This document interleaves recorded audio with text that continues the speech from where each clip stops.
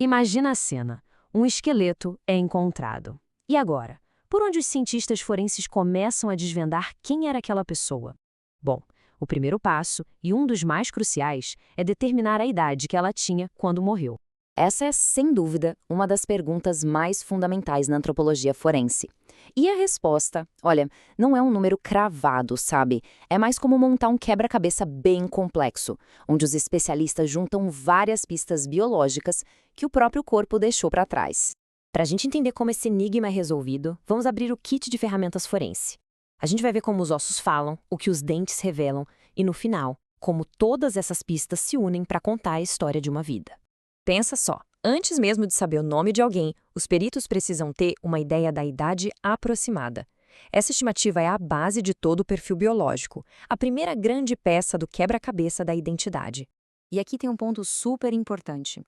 A ciência forense não dá um número mágico tipo, tinha 32 anos.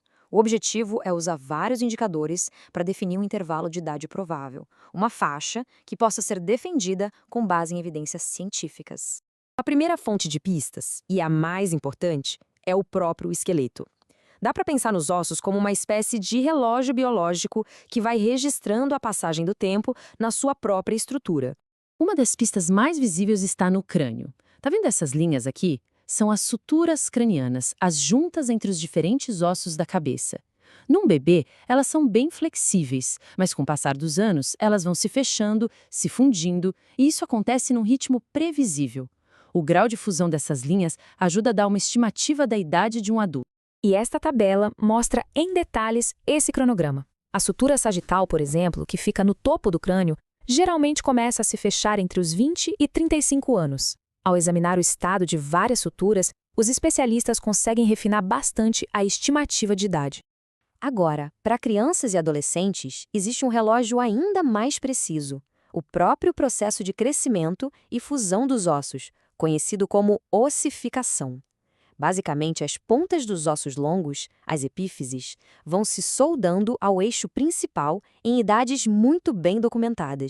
Para ver isso, os raios-x de articulações são ótimos porque revelam o progresso dessa fusão. Dá uma olhada nesta imagem do pulso de um jovem de 14 a 15 anos. As pontas dos ossos ainda não se fundiram totalmente ao eixo principal, o que indica que o crescimento ainda não tinha terminado. E um detalhe bem interessante, como o gráfico mostra, é a diferença entre os sexos.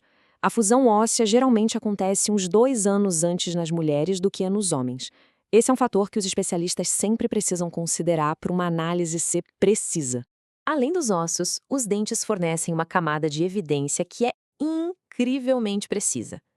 Eles são uma das partes mais duráveis do corpo e, pode acreditar, contam uma história bem clara do desenvolvimento de uma pessoa. Pensa bem, desde a erupção do primeiro dente de leite até o surgimento dos famosos dentes do siso, a dentição segue um cronograma muito bem documentado.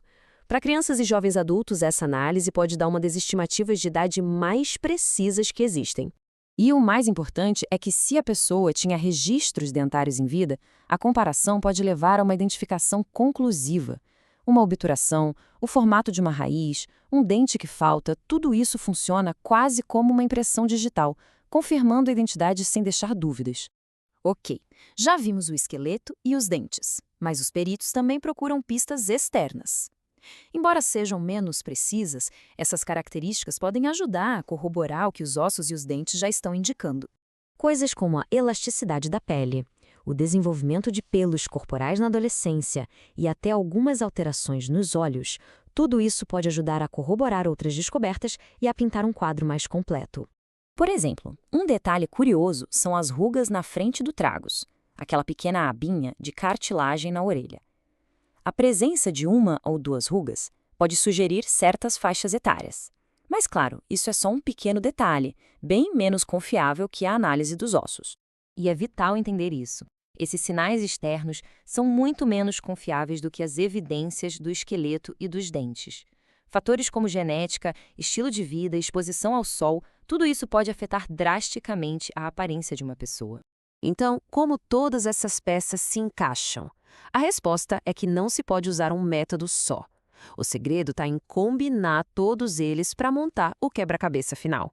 A chave para uma estimativa de idade precisa não é encontrar uma pista perfeita e isolada, mas sim combinar todas as evidências disponíveis. Cada método tem seus pontos fortes e suas limitações, e é juntos que eles criam uma imagem muito mais robusta. O especialista age como um detetive, montando o caso. Combina a estimativa ampla das estruturas cranianas com os dados precisos da ossificação em jovens, em seguida adiciona a evidência confiável dos dentes e, por fim, usa as pistas externas para corroborar, sempre ponderando a força de cada uma delas. Essa imagem composta, então, restringe a busca por uma identidade e ajuda a dar um nome ao desconhecido, que é o objetivo final de todo este trabalho meticuloso. O esqueleto conta a história da idade, mas também guarda pistas sobre ancestralidade, estatura, traumas. Ele nos lembra o quanto nossos corpos registram a nossa jornada pela vida. A idade, no fim das contas, é apenas o primeiro capítulo de uma história muito mais profunda.